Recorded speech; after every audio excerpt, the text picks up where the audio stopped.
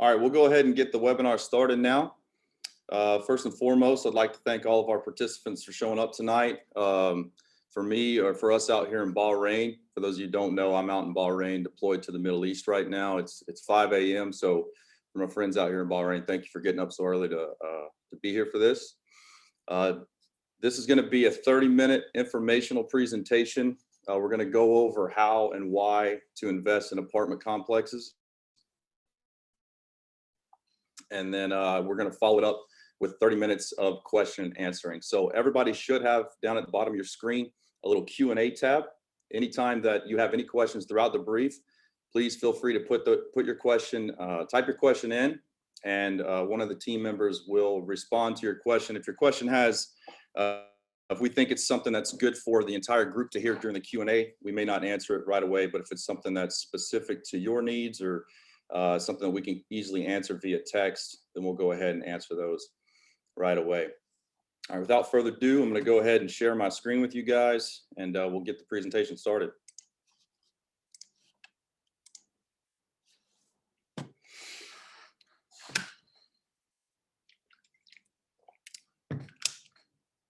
All right, so we are, the name of our company is Real Focus, and we provide our clients with financial freedom through multifamily real estate investments. The purpose of this presentation is just to inform you guys on ways to invest in real estate and how you can get started. The way that we do it at Real Focus is via syndication. So the highlight of this brief will be discussing how syndications work, and we'll get into that once we get into the brief. A quick disclaimer. All of the properties that we show on this presentation are examples. The numbers that we provide are projections. We are not offering any investment opportunities right now for any type of properties. Again, they're all examples. Additionally, we're not accountants, we're not lawyers. So any of the advice that any of the things that we go over is not tax advice, it's not legal advice. Please seek out your own professional help from your advisors in those areas. The agenda for tonight, I'm going to introduce you to the Real Focus team. We're going to discuss why we think real estate is a good investment. We'll discuss what a syndication is and how it works. And then we'll talk about how the Real Focus team can help you reach your goals. And again, we'll end it up with a 30-minute question and answering session.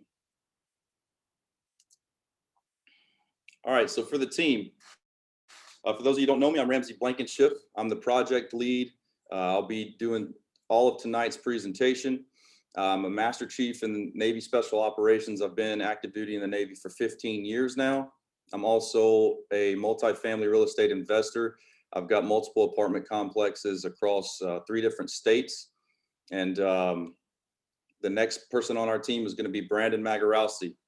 Brandon has his master's in business administration. He's also the CEO and founder of 2D Sports, a baseball tournament company in which he took from 5 tournaments to 100 plus tournaments in less than 5 years. Brandon is a multifamily apartment complex investor himself, and he is our operations manager and is an asset manager for the Real Focus team.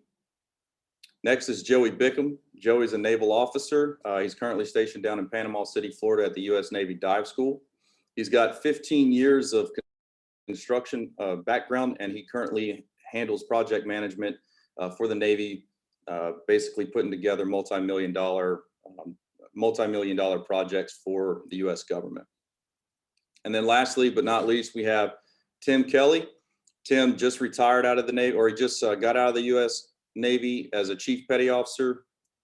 Tim currently has 1,200 plus apartment units under his management. He's the host of a real estate podcast and the co-founder of Active Duty Passive Income. He's also a performance coach and advisor and consultant to Real Focus. All right, so let's talk about why invest in real estate. So it's pretty safe to say that everybody on this call invests for the same reasons. We all want to achieve our goals the fastest so that we can live our life the fullest, right? And there's no doubting that money is definitely a great fuel to be able to achieve our goals faster and live our lives fuller. So everyone on this call has some money sitting somewhere and it's provided them some sort of return, right? And unless you have it stored somewhere in cash, which you're not getting any return. But whether your money is currently sitting in savings, the stock market, whether you own a home and you have equity in that home, it's in a retirement account like a self-directed IRA, or for those of our friends in the military, the thrift savings plan, or maybe you also invest in other forms of real estate. But what I want you to do is I just want you to think about where your money currently sits and the return you're getting on that investment, okay? Because I want you to ask yourself if your money is working as hard for you as you worked to receive it. And we're gonna go over here in just a minute the different returns that you can expect in different investments, and we'll compare real estate to those investments. All right, so JP Morgan put together this research from 1999 to 2018. It's a 20-year annualized return by asset class. And this is just giving you an idea across the nation what you can expect for those returns at large, right? Of course, each of these investment areas has, you can individually invest and receive higher returns or lower returns, but this is the average that people see across these investments. So if you have your money in a savings account, which doesn't even make the chart for JP Morgan, you're going to receive less than 0.1% return on your investment via your interest. The average investor column, that's essentially mutual funds, CDs, things of that nature, where you're pretty much just storing your money and receiving just less than 2% return. However, the rate of inflation over the past 20 years increases at 2.2%. So if you have your money in a mutual fund or CD, it's likely that you're losing value each year to the rate of inflation. For those of you that own a home and you have your home stored in your equity within your home, you expect to see about a 3.4% increase in value of your home each year, which outpaces the rate of inflation. However, most of you have probably seen an interest rate about that number, which means that you're paying the same amount of interest as your home is increasing in value, which kind of washes out. And then you get into stocks, bonds, and commodities. You'll see between 4.5% and 8% there before you get into real estate investment trust, which is the only way to invest in real estate on a publicly traded platform. And they're seeing about a 9.9% return. And just for comparison's sake, we'll show you what us at Real Focus, the returns that we endure for our investors. So I'll explain in just a minute what turnkey, value add, and distress means, but just know that across our investment platform, these are the returns that we see for investing in real estate and apartment complexes.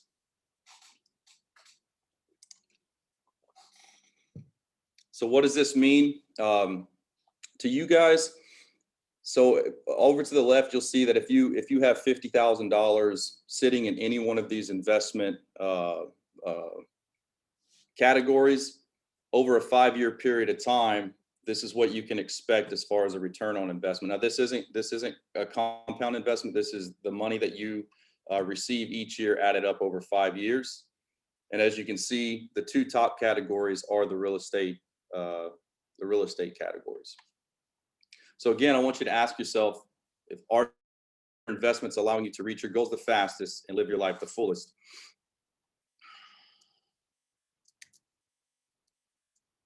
Okay, so how is real estate able to see these types of returns?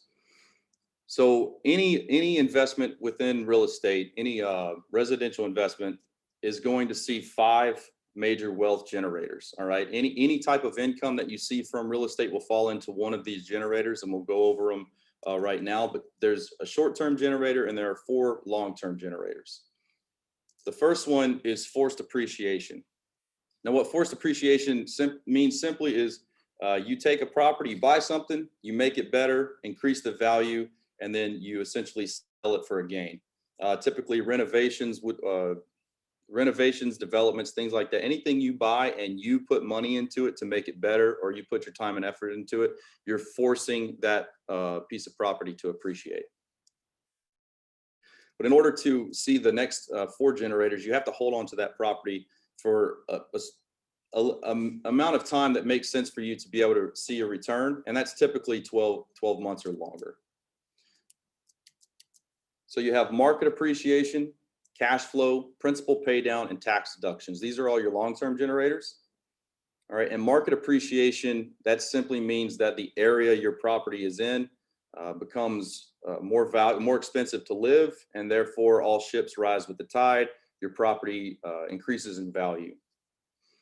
We have no control over market appreciation whatsoever. That's kind of like the cherry on top. It depends on what happens in the area that is increasing or decreasing the value of your property. Then you have cash flow. Cash flow, simply put, is you collect all of your rental income throughout the month, pay off all of your expenses. The profit that you have left that month is your cash flow. And then you have principal pay down. And that's if you leverage that property through a loan from the bank. All of your rental income pays your tenants pay your loan down. And then whenever you go to sell, you owe less on the home, which therefore increases the amount of money you can see on your returns. And then lastly, you have tax deductions. Real estate definitely has better tax deductions than any other investment vessel. The reason that is because the IRS sees a piece of real estate as a tangible asset.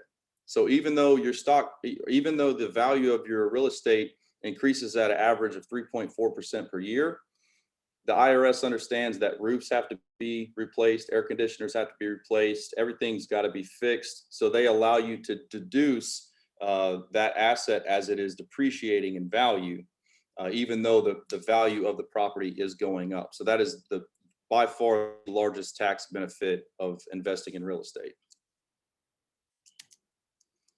Okay, so now we'll discuss ways to invest in real estate. And just like with the stock market, not all real estate is the same. You can invest individually. You can invest in portfolios. There are multiple different ways to invest in real estate, so we'll go over those right now.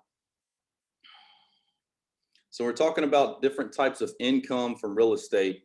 There are three major areas. You have your active income, which is essentially you exchanging your time and effort or a skill for money, right?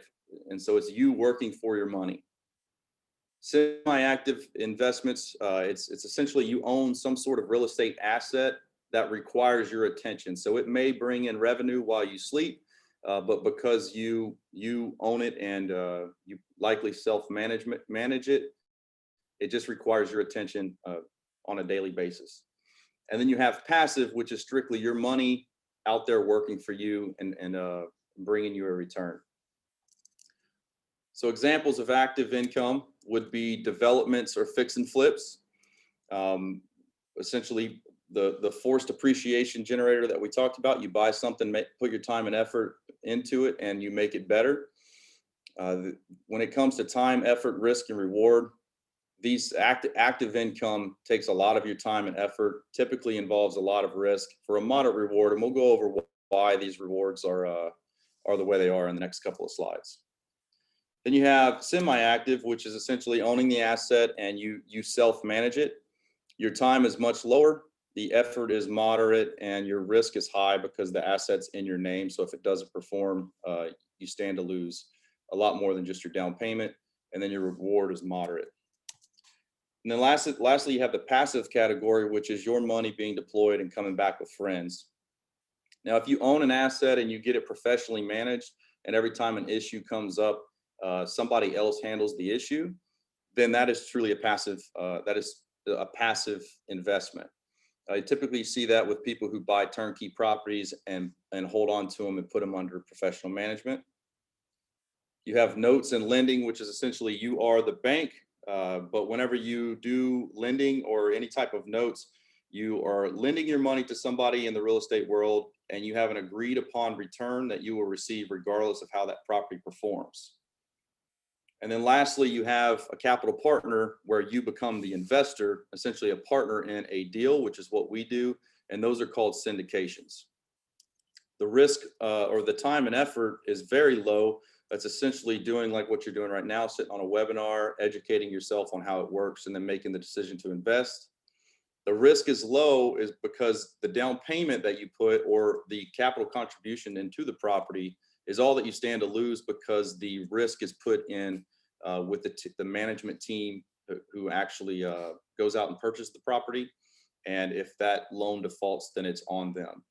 And then the reward is high because little time, little risk, and the money that you receive from that investment is strictly profit. Okay, so now we're going to go over the life cycles of a property.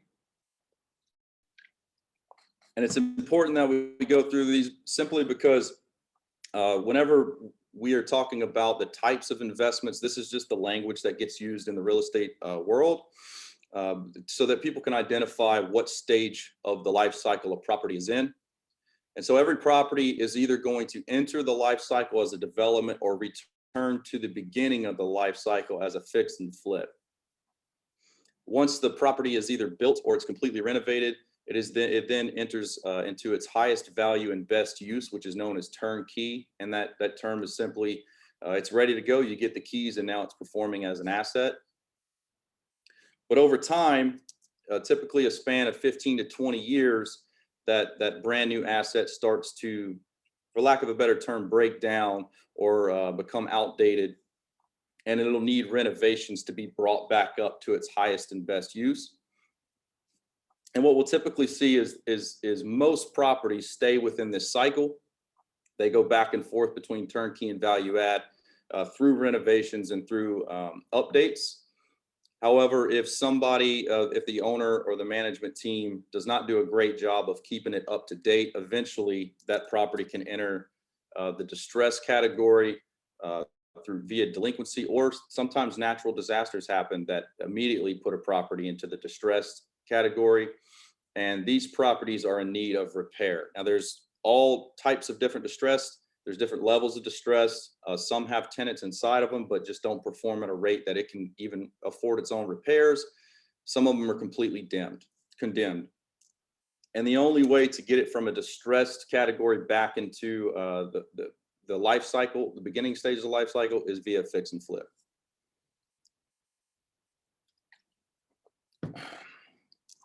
All right, so now we'll talk about the different wealth generators that each of these categories stands for us to benefit from.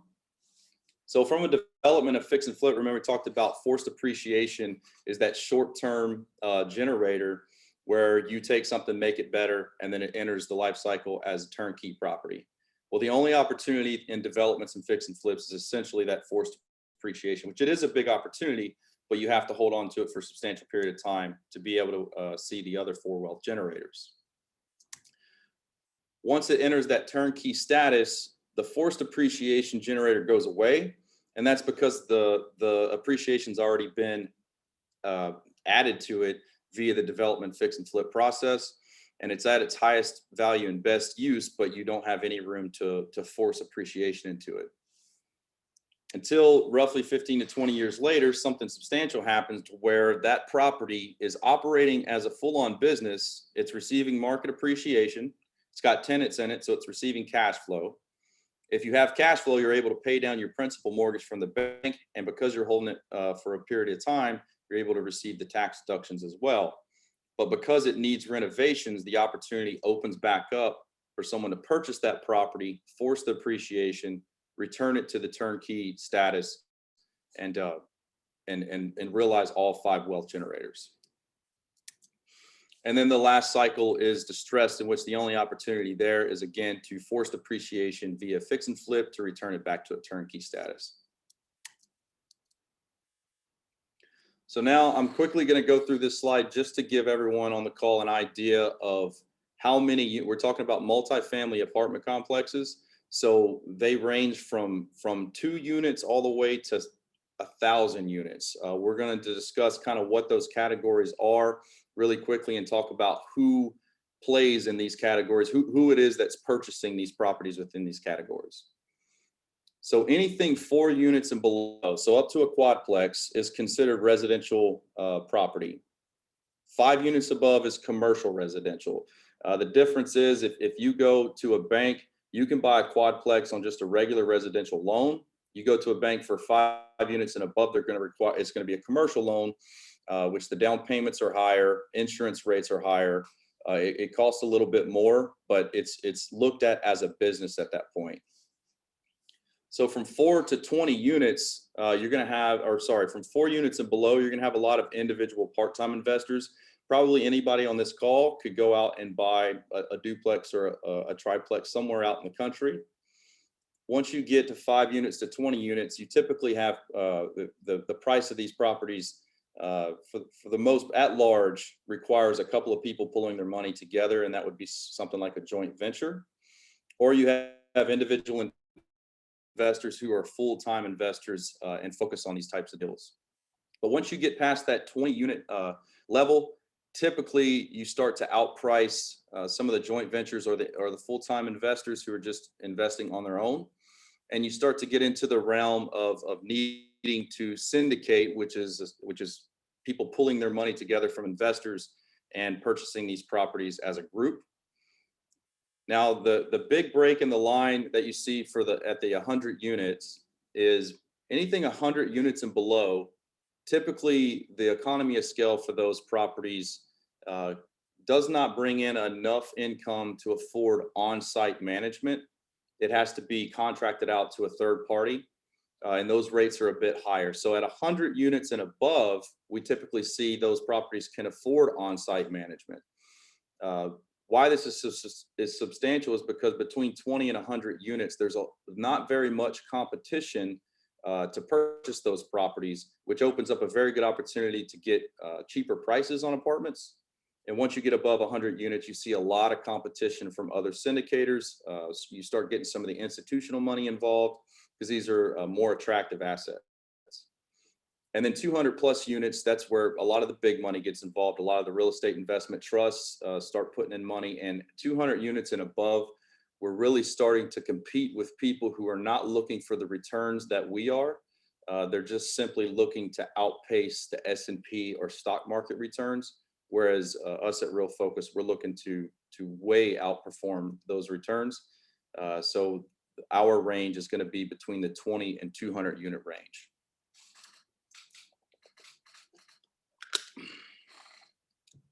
Now we'll kind of discuss there's 4 different categories when it comes to apartments. The apartment classes are class A, B, C, and D. And simply put, your class A is your white collar tenants. It's your upper class people who choose to rent. They don't have to rent. They could definitely afford a home, but they choose to live the renter lifestyle. Class B is essentially an older class A that's 10 to 25 years old. All right, these are typically in your middle class areas. You have a mix of blue and white collar tenants, and some need to rent, some don't need to rent.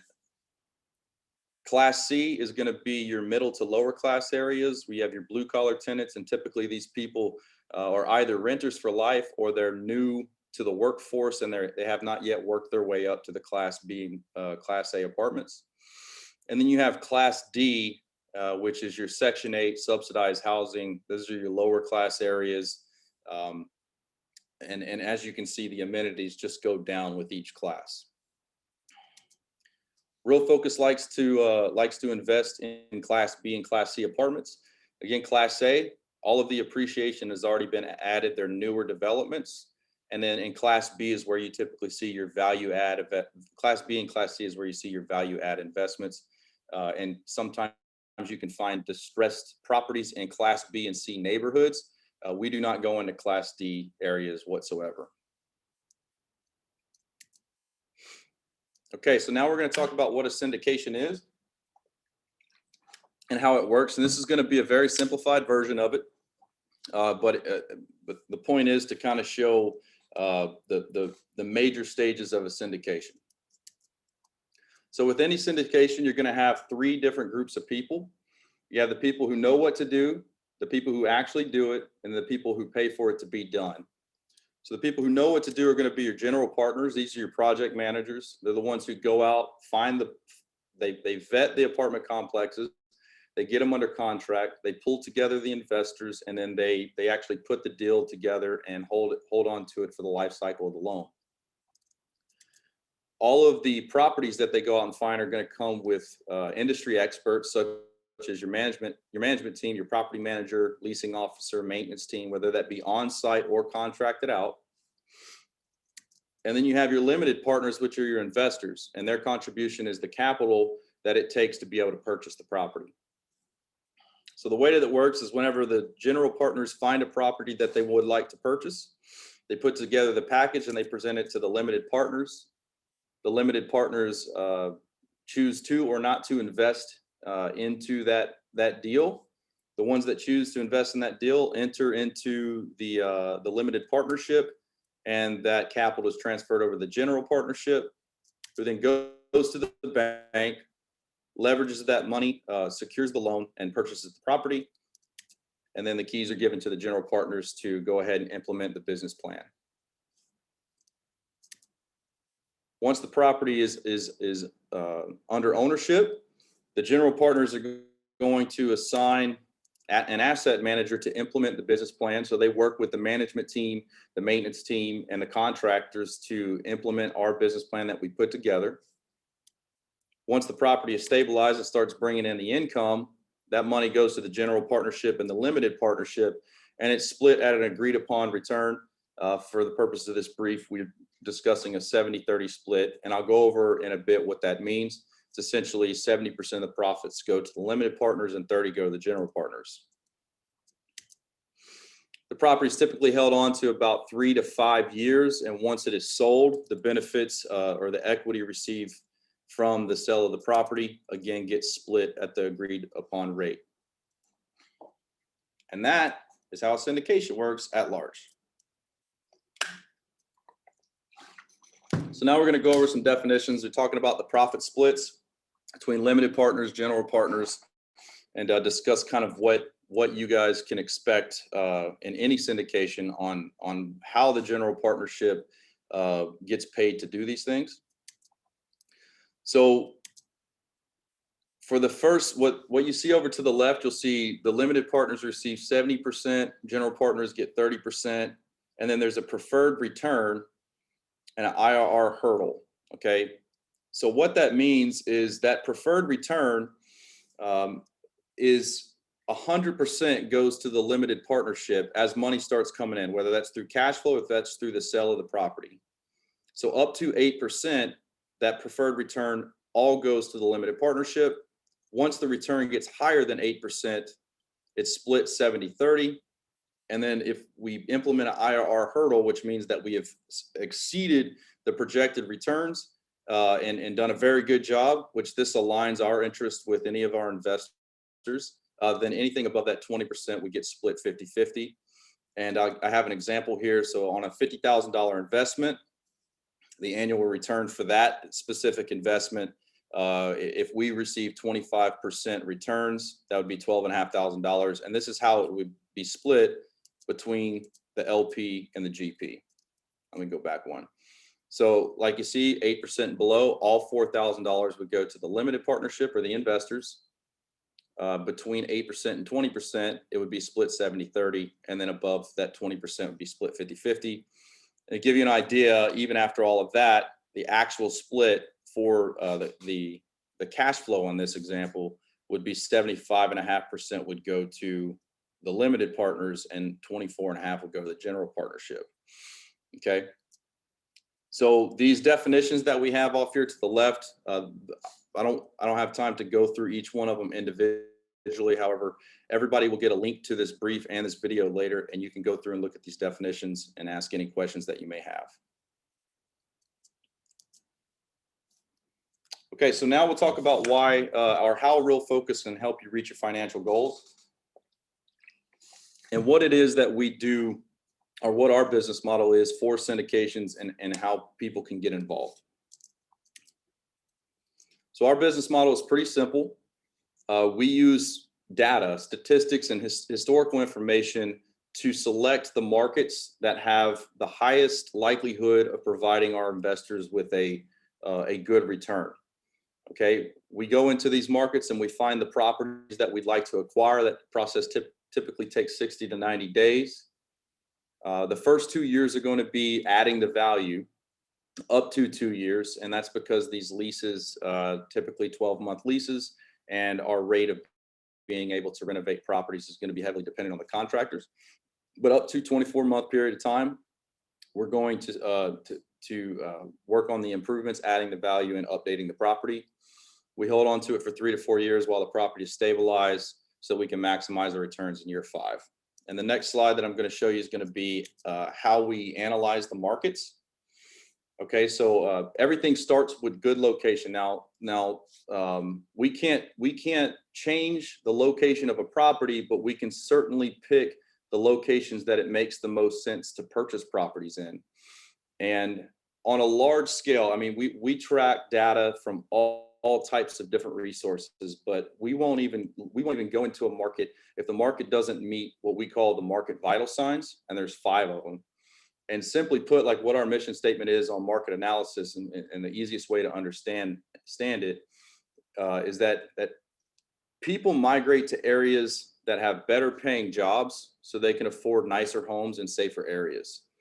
And if we keep that in mind every time we're looking at a market, I mean, healthy things grow. So if a market is healthy, it's going to continue to grow, and unhealthy things die. So if a market has people moving away from it because the jobs aren't high paying, or the jobs don't pay anything, they can't afford nice houses, and they usually live in high crime areas. So we go through and we look at 5 major vital signs, and that's going to be the job growth. We look at a 12-month history from the Department of Numbers, and we make sure that that job growth is above the national average. We then look at a 20-year history of population growth, and averages out as long as it's growing at a rate of 1% per year for the last 20 years, then it is continuing to grow, and it's got a historical to prove it. Median household income. So if people are moving to a market that has better paying jobs, we want to see that increase to 30% over a 20-year period of time. And if they're being paid more and that market is healthy, then the cost of the homes will be going up, and we want to see a 40% return over a 20-year history. All of that information is found on city data. The last one is going to be the crime score needs to be below the national average and have a 5-year downward trend, because that is a very good sign that a city is investing in itself, investing in its public systems, and paying attention to the crime rates. So once we find the markets that we like to invest in, the next step is we go into that market and we figure out, and this slide looks familiar because I'm going to show you the image down at the bottom, but we figure out which properties within that market are in the cycles that we want to work in, which is going to be the value add or lightly distressed. And Real Focus will go in, purchase the value add distressed properties. We'll return it to its highest and best use, and that takes 1 to 2 years, and that's where we realize the forced appreciation. We'll hold it for 3 to 4 years again, so that we can squeeze out the other 4 generators, which is the market appreciation, cash flow, principal pay down, and tax deductions. But then we sell it in year 5 while it's still in that turnkey status in the eyes of other investors, because whenever you're talking about apartment complexes of this size, we're going to be selling to other syndicators. Many of those syndicators want to purchase turnkey properties for their investors. And so if we sell it as a turnkey property with another 10 to 15 years left on it, then that adds value, increases the price for us to maximize returns at the sale.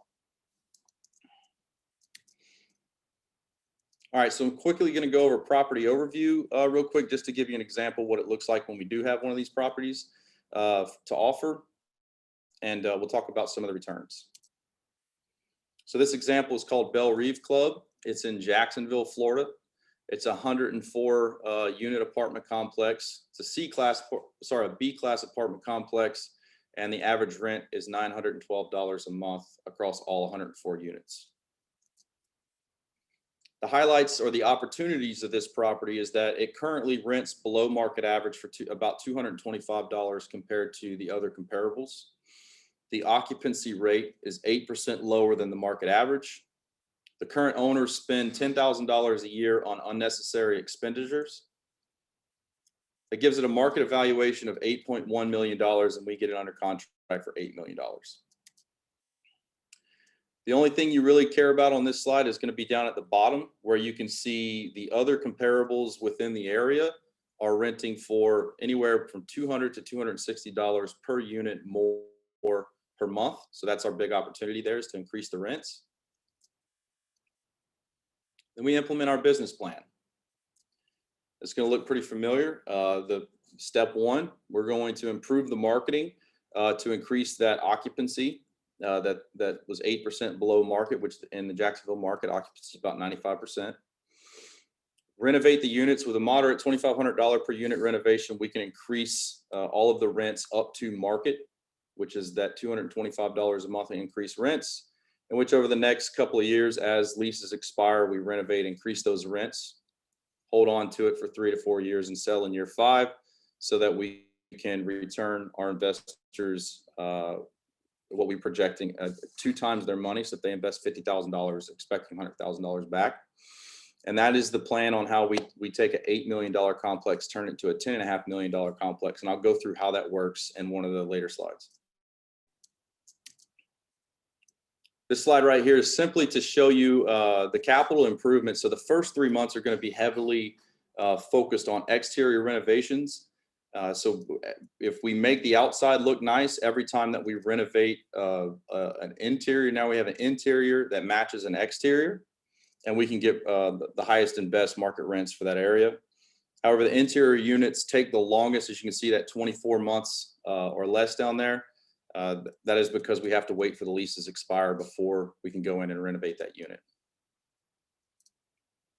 Okay, so how would you get your money back, and what does your investment look like on a property like this? So as you can see in the very top slide there, or in the top category, that's your cash flow. From there, you see your profit from sale, and then the third category is your original investment. It's important to know that your original investment, when you invest in one of our deals, that money is locked into that deal for the life cycle of that property until we sell.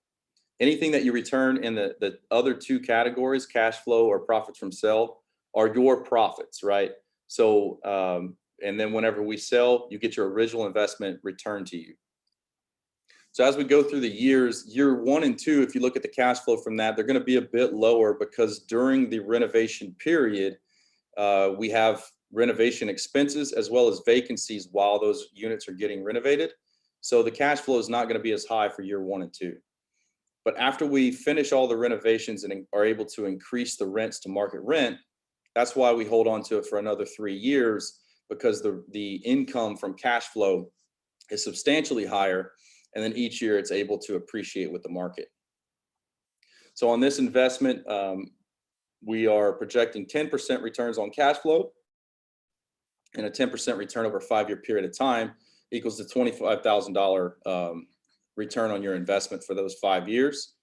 And then when we go to sell, the profits from the sale, we're projecting a 50% cash on cash return at sale, which is the second $25,000, to equal $50,000 profit from your investment. And then your original investment is returned to you for your $100,000 total. Now, the way that we're able to tell how how we can improve or appreciate a property, there's a fairly simple formula. Just know that single family homes up to quadplexes, all the residential realm, those properties are evaluated on the land and the structure. Once you get into the commercial world, those properties are looked at as a business. And so in order to figure out how much they're worth, you essentially have to take how much profit that property makes, put it into a formula, which is an industry standard formula, and that will give you what the valuation is.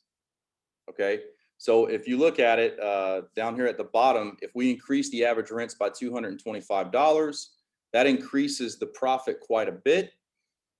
We divide it by that 7%, which is called the market cap rate, and all a cap rate is in that market. Now, cap rates are different across all the different markets, but a cap rate is essentially what someone in that area is willing to spend based on what they expect in return.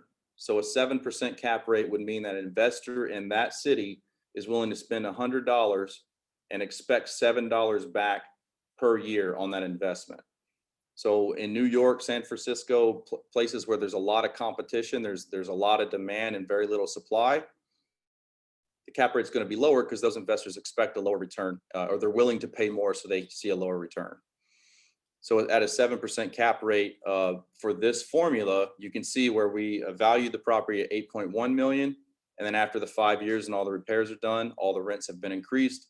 The new valuation from the same formula is $10.5 million. All right, folks, that concludes my presentation on why we think real estate's a good investment, how you can get involved with real estate, specifically on syndications, and then what us at Real Focus can do to help you achieve your financial goals. Without further ado, I'm going to turn it over to Joey and Brandon to start off the Q&A, and I thank you for your time. All right, great job, Ramsey. A ton of information to unpack, I'm sure. Just so everybody knows, everyone is going to get a copy. This is recorded. We're going to send out a copy with a follow-up email. We're also going to compile the question and answer session into a one-pager for everyone to go back and review. So if you didn't catch everything, don't panic. We will have plenty of video for you to look at, and then we're obviously always available for calls, texts, emails with any other questions. So the first question we had as they were coming in and Ramsey was presenting, I'm going to let Joey handle this one. It's kind of a two-part question, Joey. So first part, do syndicators invest in their own deals? And the second part of that question is, as a potential investor, when do you need my money? When is my money required? Okay, yeah, that's a real good question. So the short answer to that is yes. Any syndicator investor that's worth their salt is investing in their own syndications. And I say that because they're confident in their product, they're confident in their numbers, they love the market where they're at, or else they wouldn't be presenting it to other investors, providing an opportunity to give returns on their dollar. So to answer that question is yes. The second part was when do they require, when does the syndicator require the money? Was that what the question was? Yeah. So if I'm a potential investor, when do you need my money? When is it time to wire the money? Okay, so I guess I can kind of break it down the way that a deal flows across a syndicator like our desk. As a general partner or sponsor of a deal, we're on the phones daily with brokers across different markets in the United States. And for us, we're focusing in Tallahassee and Jacksonville and all along the I-10 corridor and secondary and tertiary markets. So when we get a relationship built with a broker, they'll send us a deal. And what we do is we go in and we unpack that information. We take those data points, we put them into these super fancy spreadsheets, and we do a bare bones assessment if this thing has some meat on the bone and it's worth our time. Once we do that and we talk amongst ourselves with the GP team, we'll get back to that investor and we'll put in what's called an LOI, which is a letter of intent, spelling out some of the specifics and the things that we require in order to dive deeper into this and make sure what the broker or the operating memorandum, offer memorandum is showing, to make sure the numbers are right, rent rolls are correct, and everything that's being presented to us is accurate. And then at that time, if they're good numbers and they're returns that we are looking for and promising our investors, then at that time we will put in PSA and we will reach out to all our investors in our data bank and we'll say, hey, this is what we have. We'll put together a webinar or a deal package and put out a call for capital. And when we do that, we'll send wiring instructions and things of that nature to wire the funds over so we can get this thing moving across the desk into the finish line and go through that full cycle that Ramsey talked about in the presentation. All right, good stuff, Joey. And if anyone has any other questions, just feel free to pop them in the Q&A down at the bottom of your screen, type them in, and we'll get to the questions as they come in. The next question, and I'll be able to tackle this one, is what is the minimum investment on syndications? And then the second part of that question that came in was, once I invest in the deal, when do I get paid and how am I communicated with during the life cycle of the property? So for most syndications, the minimum requirement to invest is $50,000. Larger deals, sometimes it gets up to $100,000. And then, but there are deals that are smaller that, for example, in a smaller deal with maybe a little bit less investors, $25,000 could be the minimum.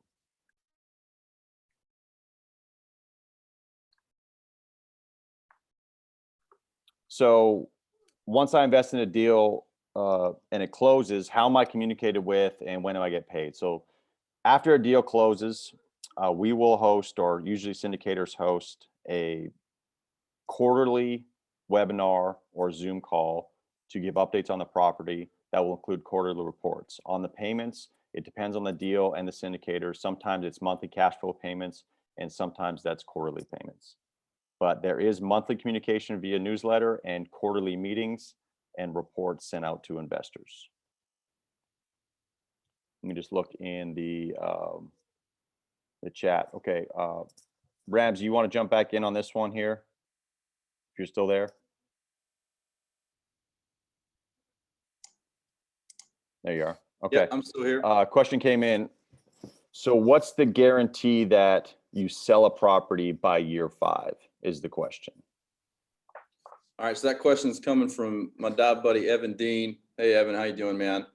So whenever we get into contract with a deal and we put the offering out to all the potential investors, that the time frame, each deal is going to be different. So if it takes us, what we project is 3 years to do the deal, if it's 5 years, if it's 7 years, the example there and the overarching plan is going to be a 5-year investment. But all of that will be laid out in the operating agreement whenever all the investors enter into the deal. But we will have the disclaimer in there that if something happens, because we can project what the market will do in 5 years, but we can't predict it, right? So if the market shifts, like say for instance, a hurricane hits, a natural disaster hits that area, the market tanks, something like that, then we will have the caveat in there that the management team has the ability to hold the property for a period of time, and we'll reassess it at incrementally to see if it's the right time to sell. Because what we won't do is put our investors in a situation where we sell for a loss just because it's at a 5-year mark. And also, if you're looking for an actual guarantee, most of these deals, your management team does not get paid until the property sells. So you can pretty much guarantee that whenever the market is at its highest peak, that is whenever we're going to make that sell if it makes sense for everyone involved. And we don't have the desire to hold on to a property much longer than 5 to, I would say 7 years would be the maximum. And that's only for kind of a hunkered down situation. Something's going on to where it doesn't make any sense to sell right now.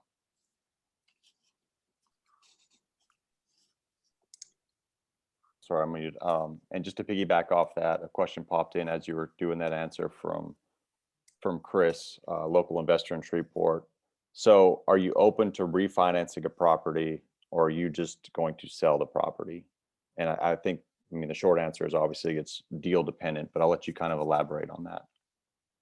I'm typing in some questions here to answer some questions here. Yes, the answer to that question is yes. And in fact, it depends heavily on the upfront lending, especially if we have to, like, say it's a riskier deal, the distressed properties, those typically get the lending environment on those is going to be at a much higher interest rate than on a lower risk property. And so in order to purchase that deal, we'll likely have to take on a loan with a higher interest rate because the bank sees it as a higher risk. However, once the renovations are done, the property's been brought back to the early cycle, we can definitely maximize returns for everyone involved by going to a conventional lending bank and getting a new, much lower interest rate after the refi. Now, if I believe you're right, if the question is at the 5-year mark, would we be interested in refinancing again? Because it is there's a lot of other people involved. that would have to be something that everybody involved in the deal agreed to, because everyone's going to be expecting their return at that 5-year mark. If everyone agreed to it, which I can tell you is probably a very hard thing to do, then refinancing becomes an option. However, if we need to refinance into a new syndication and out of an old syndication as a turnkey property, then that is definitely something we would be willing to do at the 5-year mark. All right, good stuff. Question just popped in from Ashley. Joey, since you're the Florida resident, Panama City, this is a good one. So Florida is prone to natural disasters. So what level of insurance coverage do you plan to take out to protect the investment? And also with insurance, I know we're not insurance agents, but are there other insurance protections that can protect against market collapse, pandemics, loss of rent? Maybe just touch on the natural disaster side since you are living in Panama City. Sure. So Ashley, that's a really good question.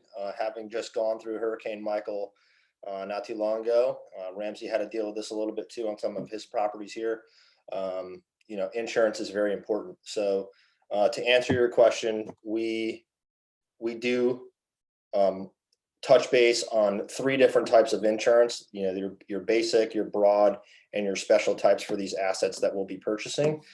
And it will be situational dependent. If we're on the coast here in Panama City Beach, where we're going to be more prone to hurricane and flooding, that's where we'll bolster up the special types of insurance. And if we're in some of these secondary markets up, say by Dothan, Alabama, where we're not so worried about the hurricanes, we can focus our insurance coverage in different areas. As far as the hedge against another pandemic, fingers crossed that never happens again, at least in our lifetime. That is something that we would definitely reach out to an insurance specialist and really dive deep on what benefits it has and how it's going to protect the asset, our investors, and the general partnership. Okay. Are there any other questions from any of the participants? Just drop them in the Q&A. We got a few minutes left here. If not, again, we are going to send out the video of this webinar. We're also going to send out a little bit more information on our team, and Joey, myself, and Ramsey are always available.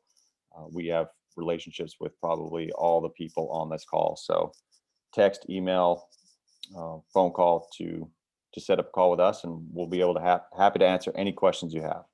So any other questions? Just leave it open for maybe 10 more seconds here.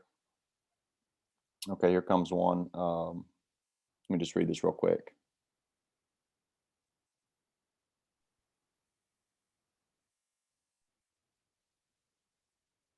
Okay, it says, I've seen deals only generate $100 a month for their LPs on a 40 to 50 unit property. You know, what experience do we have regarding average monthly returns, and are the deals underwritten for cash flow is basically the question. I think the question is just trying to, it's a loaded question in there, but you know, how do we underwrite deals to make sure that we aren't, you know, we're reaching the goal of our investors and not giving $100 a month return is basically the question. And if I need to elaborate on that, go ahead and just, they didn't put their name in there, just type that in and elaborate on the question.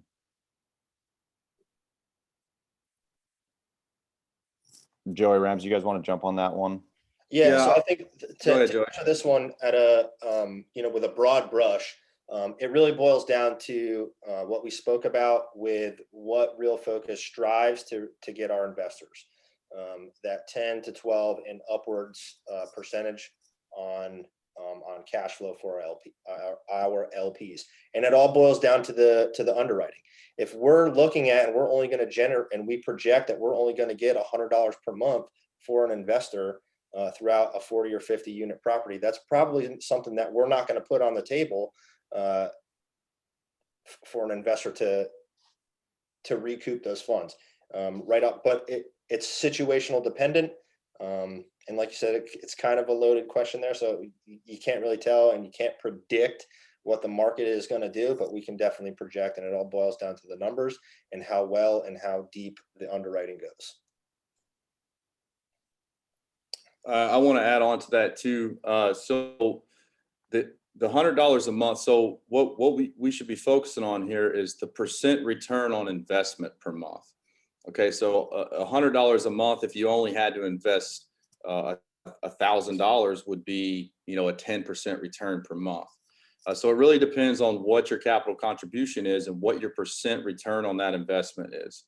Now, what I can say for value add and distressed properties, the life cycle being a 5-year deal, the first couple of years, you may not see a very large return on your investment, especially with distress, because there's going to be a period of time in which that property operates in the negative as the renovation expenses are being dumped into the property, and it's not tenanted because it's not ready. So it really, the early phases, that's really going to drop your internal rate of return on the front end. However, it maximizes your return on the back end. So you really have to look at the life cycle of the loan over the 5-year period of time and calculate your annualized return, which we can set up a call later and get into the specifics of that and what those, how we calculate that, what those terms actually mean. But if you look at the life cycle of a loan and you didn't get paid very much on the front end, but you maximize your returns on the back end, divide that by 5 years, that's your annualized return.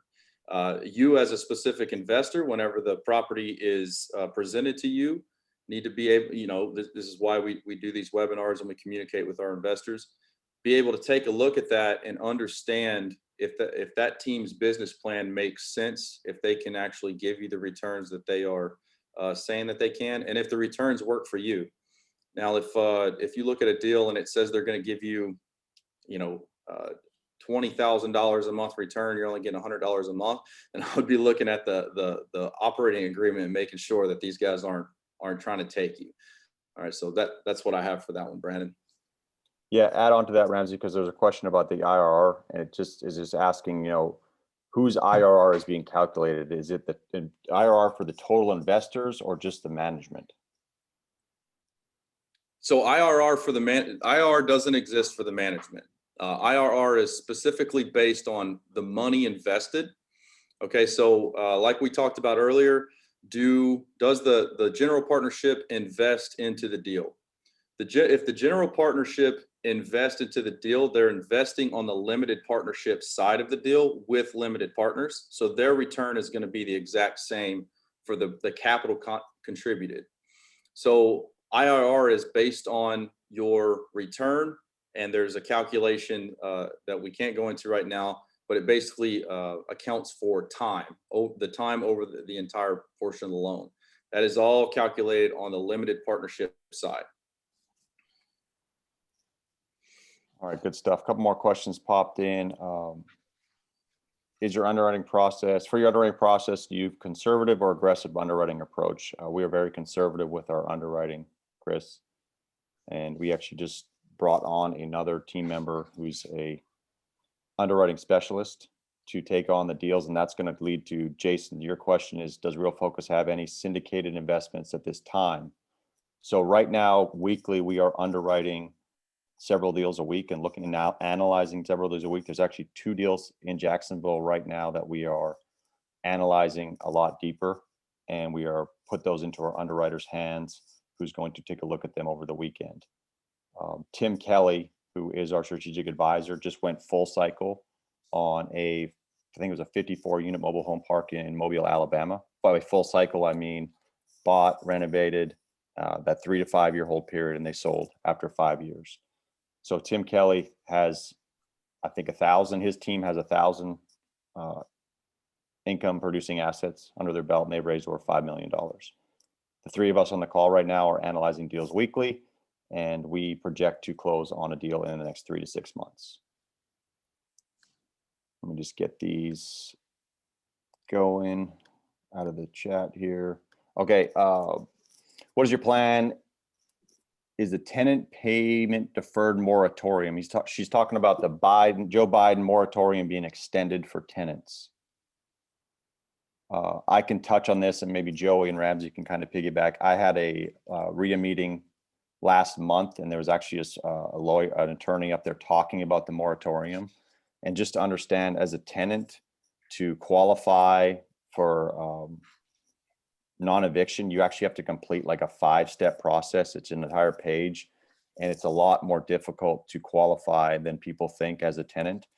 And the statistics are showing that the Class B and C apartment complexes were not very affected by the moratorium right now. But I'll let Joey and Ramsey, if you guys want to jump in on that, on this moratorium. What I'll say is that the 12-month history that COVID, like what coming up in 2 weeks, we'll have essentially a T12 for COVID. So we'll have a 12-month history on what COVID did to the United States and the rental markets.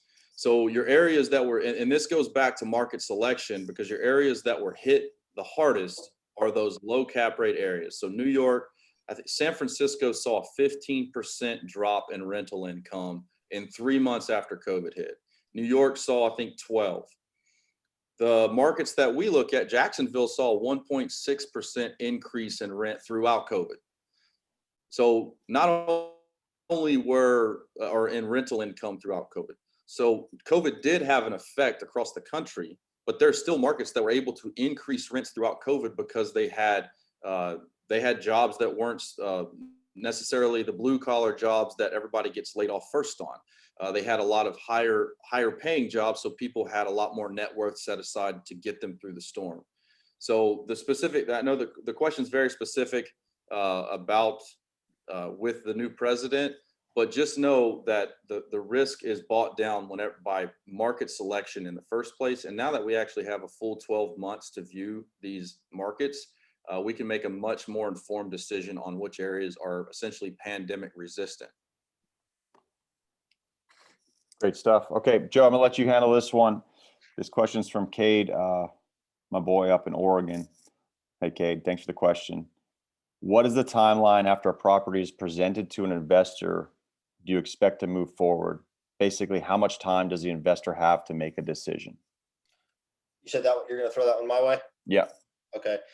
So that comes into when we do the call for capital and we get under contract, and it's situational dependent upon how long we have for due diligence until we get to the closing table. So 30, 45, 60 days, there could be some extensions in there.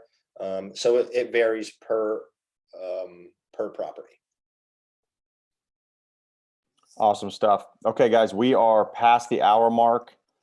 We are going to wrap this up. Again, there's going to be a video recording and an email going out tomorrow. If you have additional questions that you didn't put in the chat or you're typing right now, just simply send a response email tomorrow, and we'll be happy to jump on a call or answer them via email. But we appreciate everyone's time, and we'll talk soon. Thanks, everybody. Appreciate you guys coming out. Thank you, guys.